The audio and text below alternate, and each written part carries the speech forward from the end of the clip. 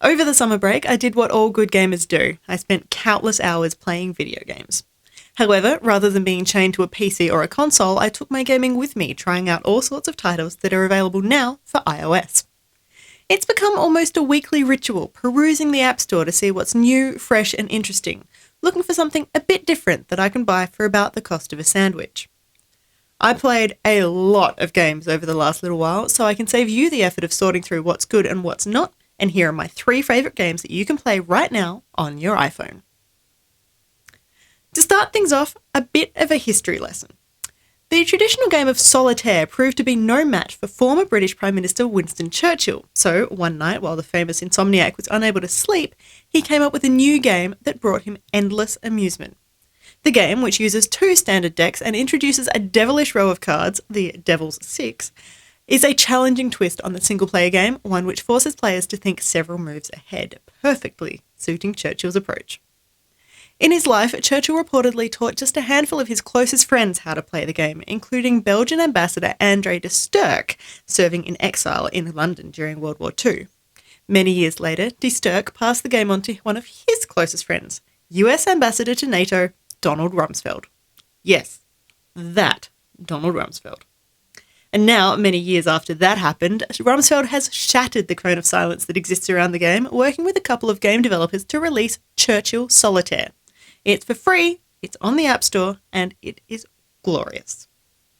Better suited to the bigger screen of the iPad rather than the iPhone, Churchill Solitaire is not a game that is simple to learn, difficult to master.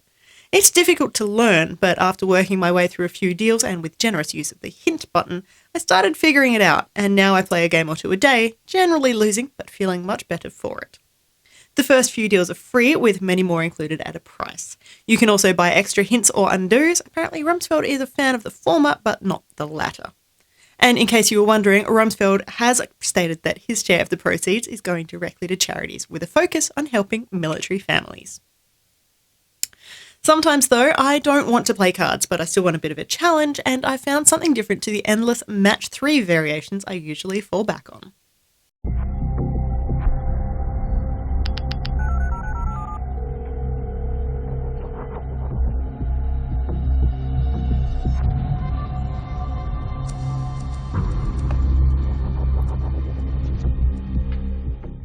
Not really sure what I expected from Touchtone. I picked it up on blind faith after I saw one friend recommend it to another friend, and I'm very glad I did. It's a pretty simple concept at its core. Reflect lasers to hit certain points on a grid, but it's wrapped up in a beautifully complex, intriguing storyline that has me properly hooked. All those lasers and grids you're matching up are actually algorithms that a fictional government agency is using to decrypt and unlock private messages between citizens. It's sort of anti-terrorism via crowdsourcing. It's up to you to determine whether the unlocked content is harmful to national security, and if you solve something, say something. The levels get more and more complex as you go on, gaining extra mirrors and beams to represent deeper levels of encryption, and each one has a great trick of seeming to somehow solve itself just as I'm idly shuffling tiles around and about to give up.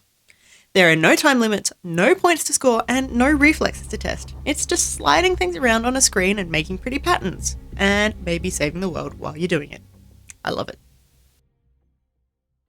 And while Churchill Solitaire is only on iOS with an Android version coming soon, and Touchtone is firmly an iOS exclusive, my third new favourite game is actually out for PC as well as smartphones, and it's actually taking quite a bit of effort not to buy another copy just to play it on the biggest screen.